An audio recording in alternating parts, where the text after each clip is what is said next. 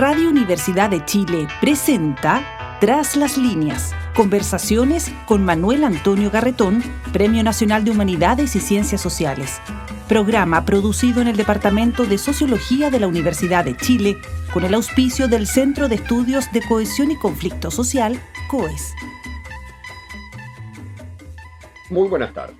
Bienvenidos y bienvenidas a Tras las líneas, programa semanal del Departamento de Sociología de la Universidad de Chile y del Centro de Cohesión y Conflicto Social, el COES, en que nos interrogamos sobre los distintos problemas que nos aquejan como sociedad, como personas, como región en el mundo, desde la perspectiva particular de las ciencias sociales.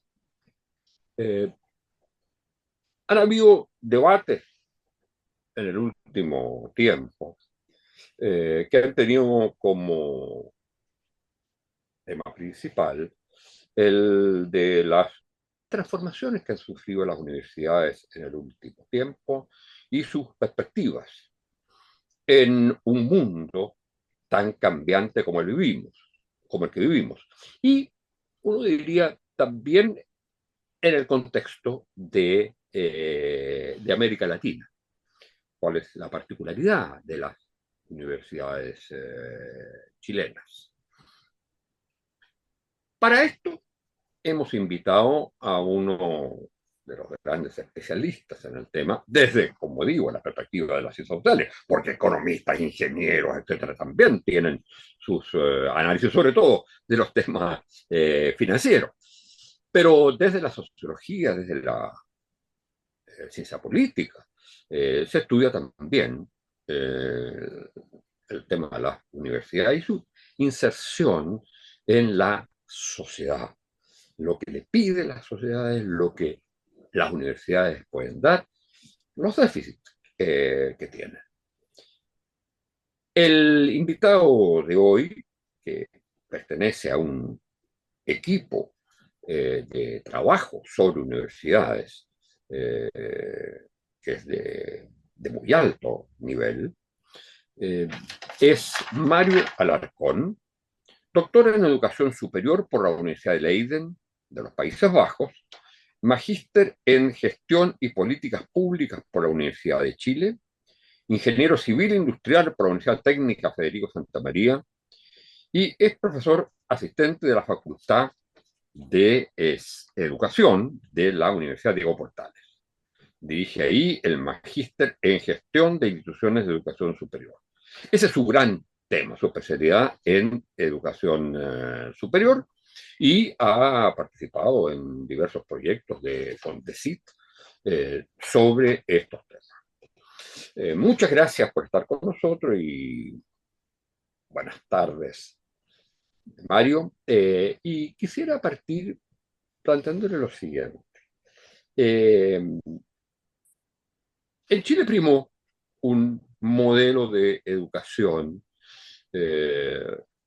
durante la dictadura militar que era absolutamente distinto a lo que había sido en la época, digamos, democrática, donde además lo que había principalmente había nada más que 8 universidades, con un rol muy importante, las universidades públicas, y también con un rol importante de algunas universidades privadas, como la Universidad Católica, la Universidad de Federico Santa María, en fin. El modelo refundacional de la dictadura generó todo un sistema enteramente distinto, que usted con José Brunner y también desde otros lados han llamado el de capitalismo académico. Y los gobiernos de la Concertación al comienzo tuvieron que realizar los mayores esfuerzos posibles por controlar la enorme expansión de las universidades, la creación de ellas sin mayor, digamos, calidad, y empezaron a crear un sistema nuevo de universidades, con un rol mucho más activo del Estado que el que tenía antes, y con un sistema de evaluaciones, de acreditación, en fin, eh, que permitían hablar de un sistema de alguna manera más integrado. Eh, esas correcciones al modelo anterior, de alguna manera se fueron profundizando a través de distintos momentos y de distintas reformas. Y una de las reformas más importantes, digamos en términos generales, y probablemente, digamos, la principal. Hoy día estamos viviendo algunas reformas en algunos aspectos, pero al, la búsqueda de mejoramiento del sistema y de crear realmente un sistema y no una suma de universidades apenas controlada, fue la ley del 2018, uno de cuyos grandes avances fue la gratuidad de la educación superior.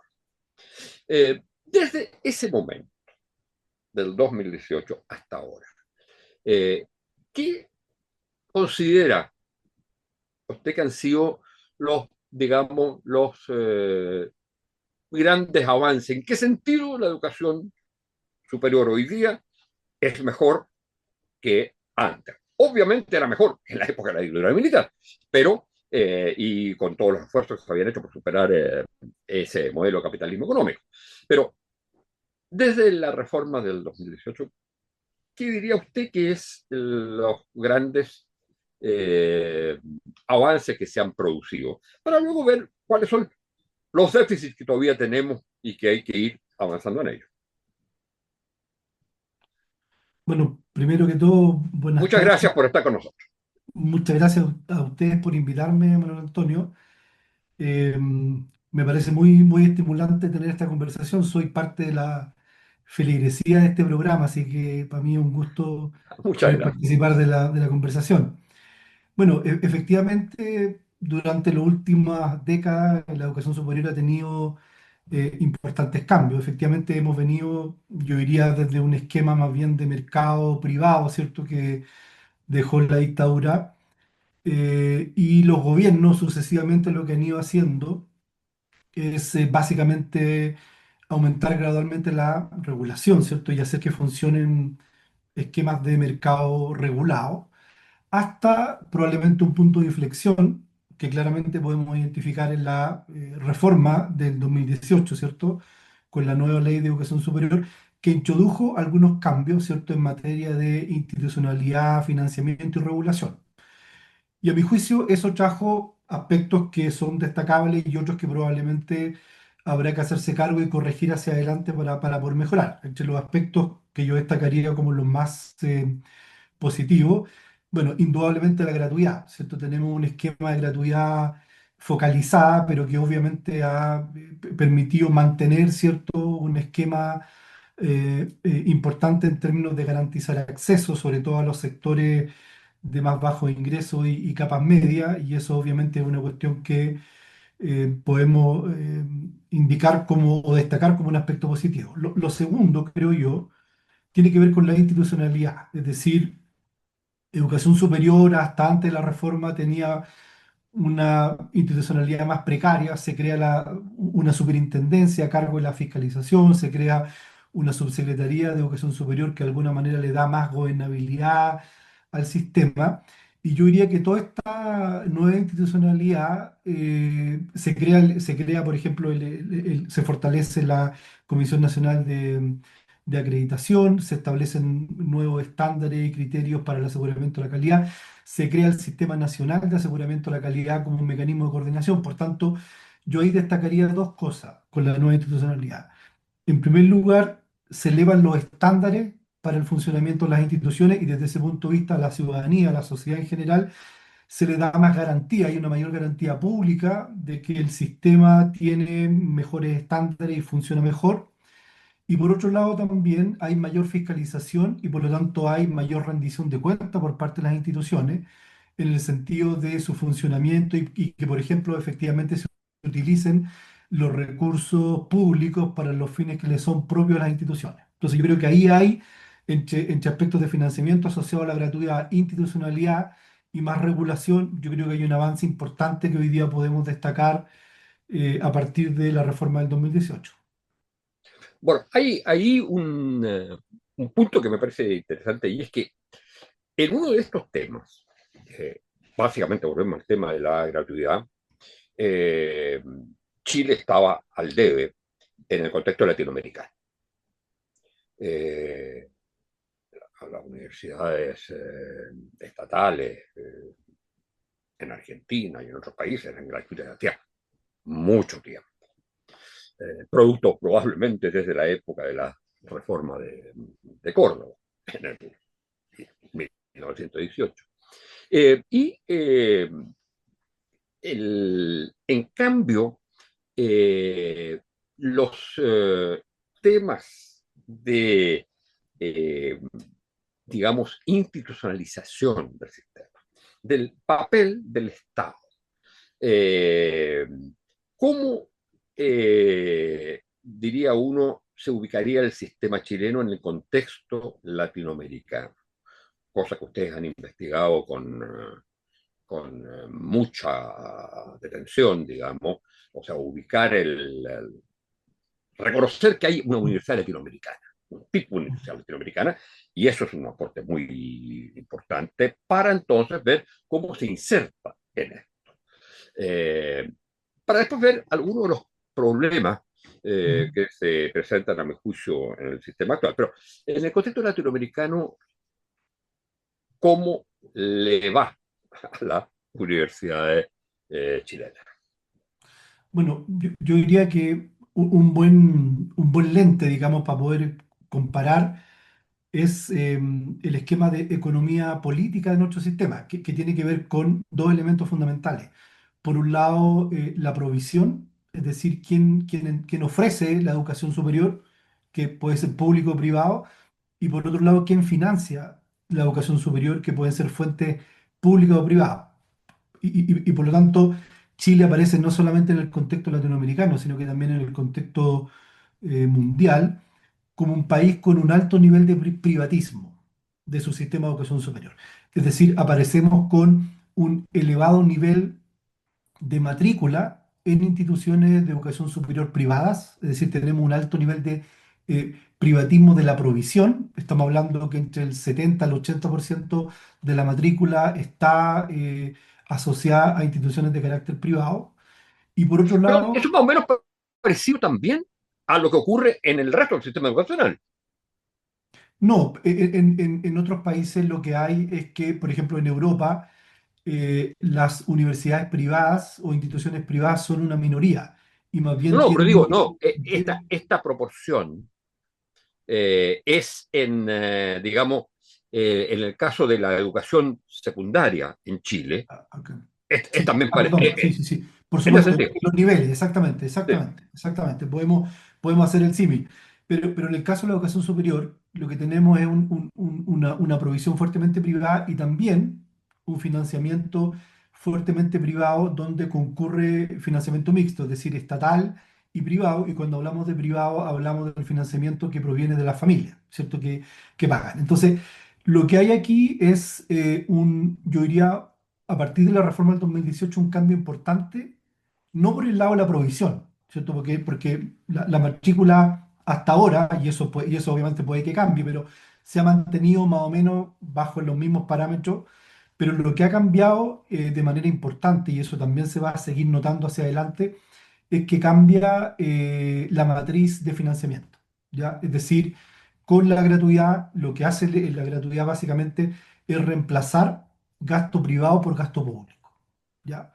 Y eso es una diferencia y que uno podría decir que es un cambio tectónico a partir del 2018 y que hace, si ustedes quieren, es de alguna manera poner, hacer menos excéntrico el sistema chileno en el sentido de que el Estado comienza a tener una participación más importante en el financiamiento.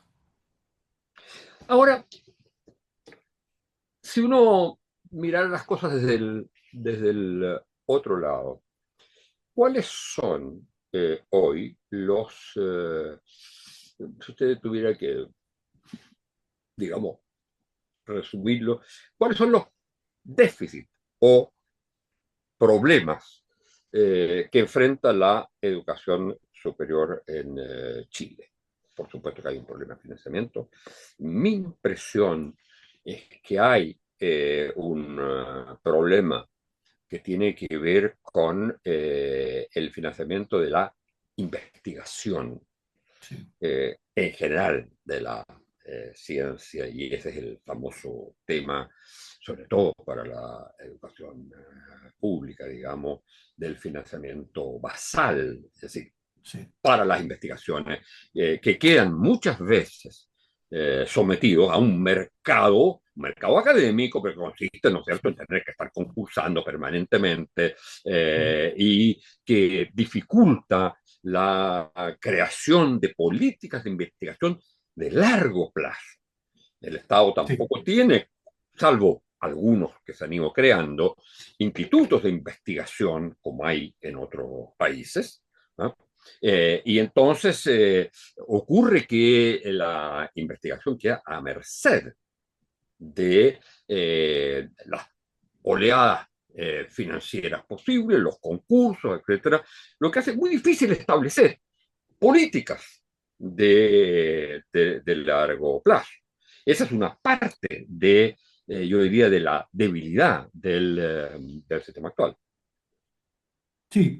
Yo iría, antes de entrar, digamos, en los problemas, yo iría una cuestión que también hace eh, al sistema chileno especial, o uno lo puede mirar como un fenómeno en el sentido siguiente. Si veníamos de un esquema con un alto nivel de privatismo, con alto nivel de competencia privada, lo que aquí ocurrió no es que haya disminuido la competencia. Lo que ocurre ahora es que hay una competencia en una dinámica más bien de una suerte de mercado estatal, es decir, el Estado mantiene reglas de competencia, por ejemplo, la misma gratuidad. La gratuidad, en primer lugar, es focalizada. En segundo lugar, funciona como un subsidio a la demanda. Es decir, en otros países, cuando digo subsidio a la demanda, digo que son los estudiantes los que reciben el beneficio, los estudiantes eligen a las instituciones y los recursos van a las instituciones que eligen los estudiantes. Pero en otros países, los recursos de gratuidad van por el lado, van como asignación directa a las instituciones, ¿ya? Entonces, este cambio de financiamiento no ha implicado, no ha alterado una dinámica de fuerte competencia del sistema. Entonces, yo creo que eso es interesante tenerlo como marco. Ahora, a mi juicio, hay tres problemas que hacen de que, con todas las cosas positivas, digamos, que uno puede destacar que se generaron a partir del 2018, en mi opinión, hay tres cosas que hacen que este sistema sea un poco disfuncional y que creo que son cuestiones que hay que hacerse cargo hacia adelante. Lo primero es que efectivamente hay una pregunta que tiene que ver con el tema del financiamiento. Es decir, cuando el Estado reemplaza gasto privado por gasto público, la pregunta es si es que el Estado puede hacerse cargo de los costos crecientes que hay en educación superior. ¿Ya? Es decir, eso hasta ahora lo que ha ocurrido es que si uno compara el sistema nuevo con el sistema, digamos, antiguo, el reducir o limitar fuertemente, por ejemplo, el copago, genera que en el sistema haya menos recursos. Y eso implica que algo se tiene que ajustar.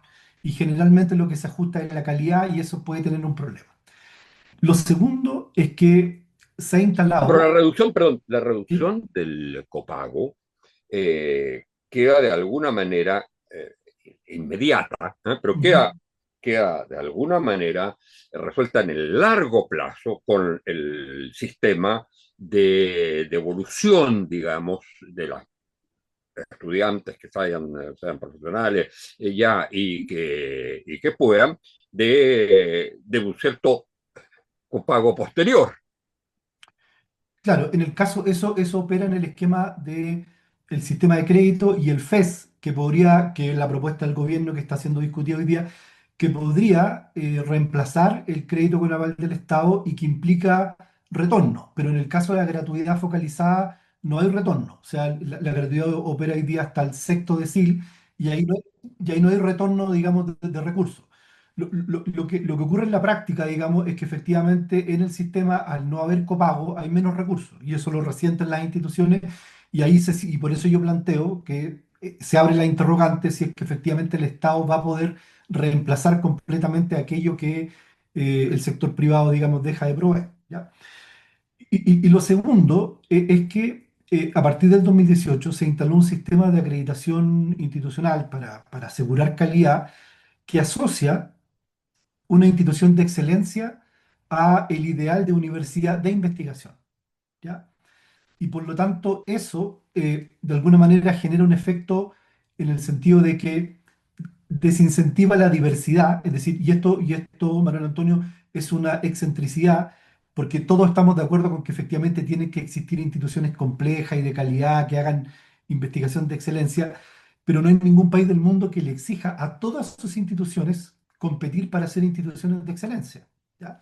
Entonces, esto es importante porque se desvalorizan proyectos alternativos menos complejos. Por ejemplo, una institución con una buena formación en docencia en una región, que forma no solamente profesionales, sino que médicos especialistas, esa institución no tiene el mismo nivel de reconocimiento en el contexto actual porque de alguna manera está forzada a tener que seguir el camino de la investigación y por lo tanto en ese sentido hay una pérdida de, digamos, de diversidad.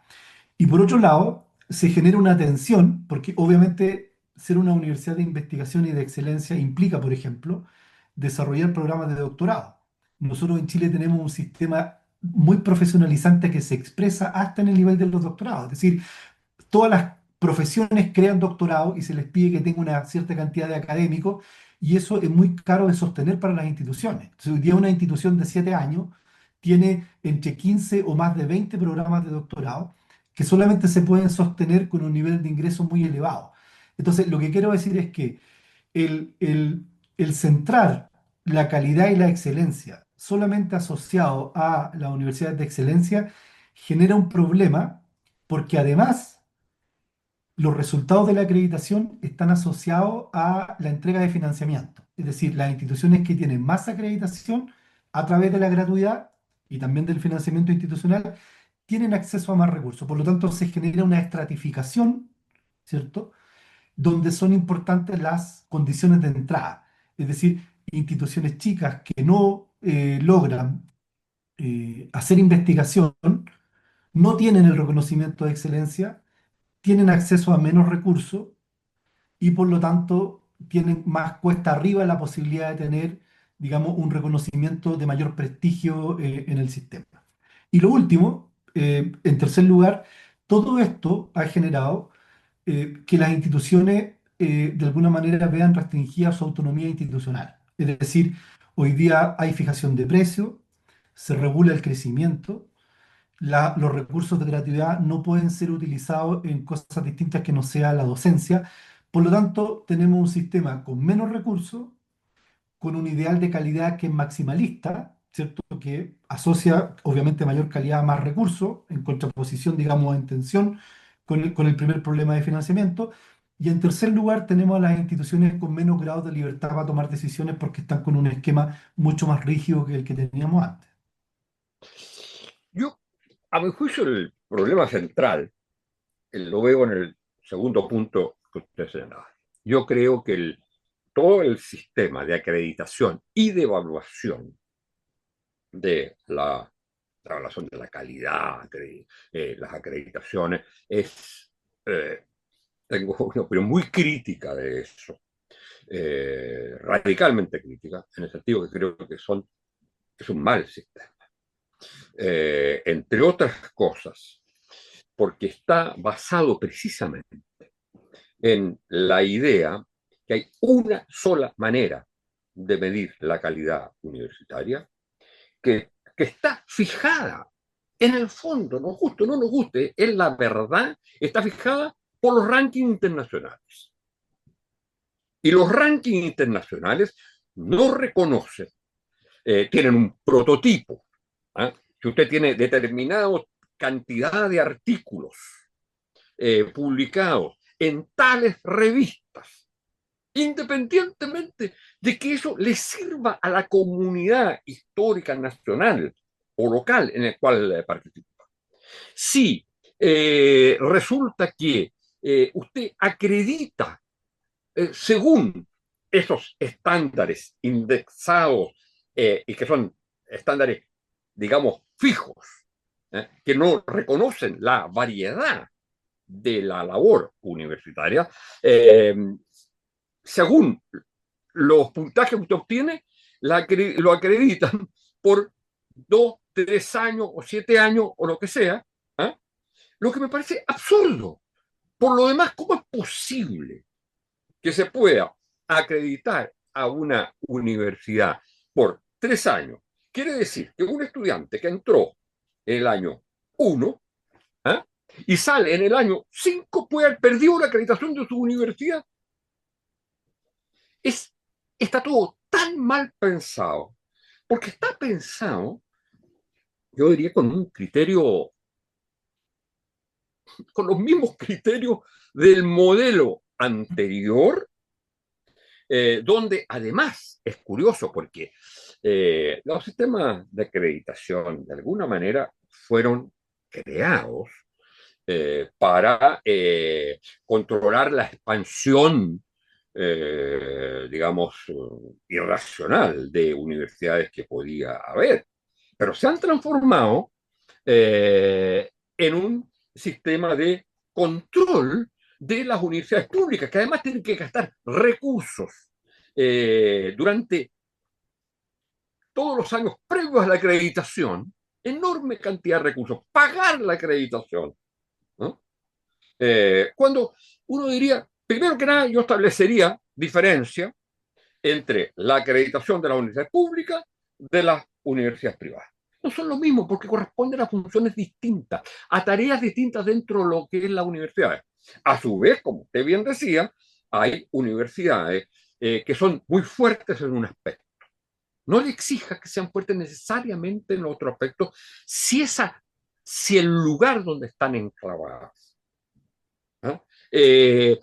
Corresponde a otro tipo o de cultura o de necesidades ya sea de profesionales, etcétera. Entonces, aquí hay una visión, a mi juicio, que puede llegar a destruir el, digamos, el sistema universitario sobre la idea que todo tiene que medir y se mide de acuerdo a parámetros eh, que vienen de fuera y no toman en cuenta la particularidad, además, de las disciplinas.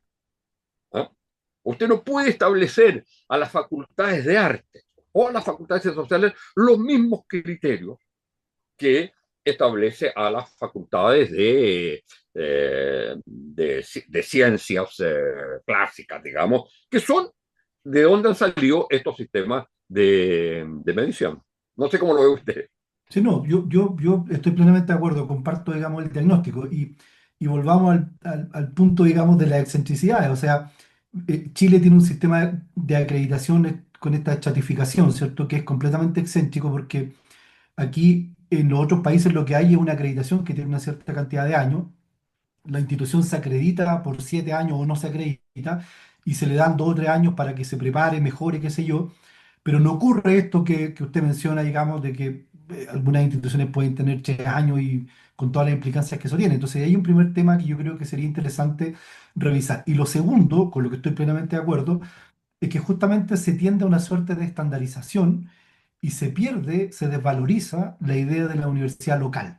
Es decir, esta idea más bien de la universidad latinoamericana y que hace sentido, por ejemplo, en nuestras regiones de la universidad conectada con los problemas locales, la formación de los profesionales, las élites locales, la contribución al desarrollo local. Bueno, todas esas cosas hoy día pasan a un segundo plano, son menos valoradas porque las instituciones sienten una presión, digamos, por tener que movilizar los recursos hacia la investigación más bien tradicional, clásica, que de alguna manera lo que hace es buscar que todos los académicos estén, digamos, haciendo investigación conectada, digamos, con sus pares, digamos, que obviamente tiene una desconexión con los territorios. Entonces, ahí hay un problema, porque las instituciones están siendo forzadas a tener que movilizar sus recursos hacia allá. Entonces, hay interrogantes que hoy día están en el sistema respecto, bueno, ¿qué es lo que está pasando con la docencia?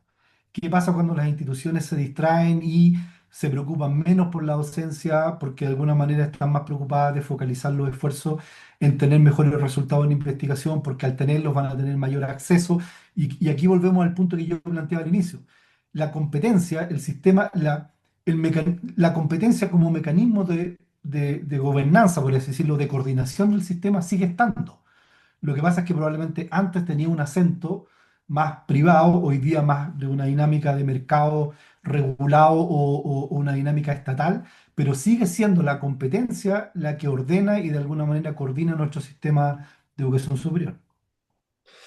Bueno, tenemos que terminar, pero quisiera hacerle una última pregunta sobre otro problema que tiene que ver un poco con lo que hemos señalado. Pero si uno vuelve al tema de, de lo ocurrido, digamos, de lo que fue la incorporación del principio de la gratuidad de la educación universitaria, lo que parece algo fundamental. Eh, Plantea, sin embargo, un problema, más allá de los problemas de financiamiento, y es que si esa igualdad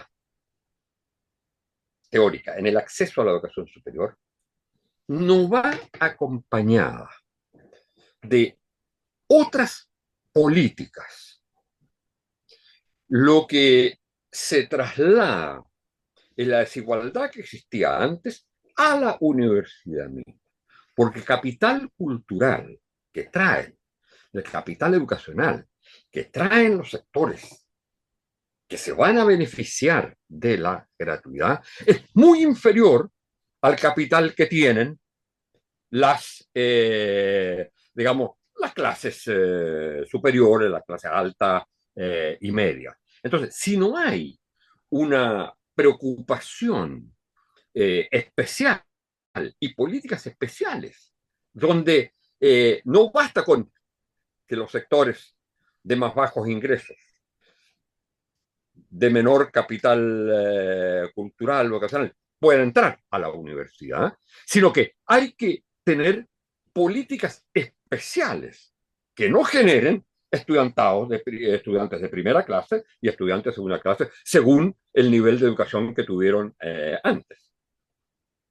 Sí, completamente de acuerdo. O sea, si uno mira lo que ha pasado en Chile durante los últimos 50 años, antes la segmentación, digamos, la estratificación se producía y la diferencia era quienes podían ir a la educación secundaria, quienes no, y quienes iban a la educación superior eran una élite, ¿cierto? Hoy día Chile presenta uno de los niveles de cobertura más relevantes a nivel mundial, superior a países desarrollados, y por lo tanto hay prácticamente acceso universal, ¿cierto? El problema ahora es que la estratificación se está produciendo en el mercado laboral y con los niveles de crecimiento o falta de crecimiento económico, esos problemas se agudizan. Entonces aquí lo que hay es, emerge, digamos, un problema asociado a la falsa promesa, digamos, meritocrática, donde el acceso es igualitario, pero los beneficios son desiguales y estratificados.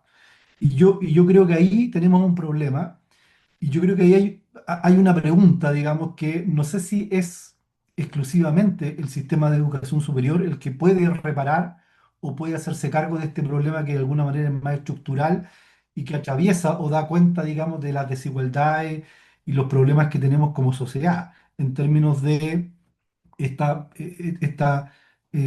desigualdad, digamos, o problema de acceder a los beneficios que entrega, digamos, la educación superior y que hoy día los economistas están, digamos, poniendo en la mesa el punto de vista de la discusión sobre el retorno, que hoy día para muchos estudiantes probablemente es cada vez menos atractivo ir a la educación superior porque el retorno, el beneficio que eso va a traer, ya no es el mismo que tenía hace probablemente 10 o 20 años atrás. Bueno, muchas gracias, Mario, por esta conversación sobre un tema fundamental que nos toca a todos los que estamos en el mundo universitario, pero que toca al país entero. Y hay avances que son muy significativos y hay también problemas de la estructura misma del sistema universitario que hay que resolver y de su vinculación con la sociedad. Bueno, muchas gracias. Muchas gracias a ustedes, señoras y señores auditoras y auditores, y será hasta la próxima semana. Radio Universidad de Chile presentó Tras las líneas, conversaciones con Manuel Antonio Garretón, Premio Nacional de Humanidades y Ciencias Sociales. Programa producido en el Departamento de Sociología de la Universidad de Chile con el auspicio del Centro de Estudios de Cohesión y Conflicto Social, COES.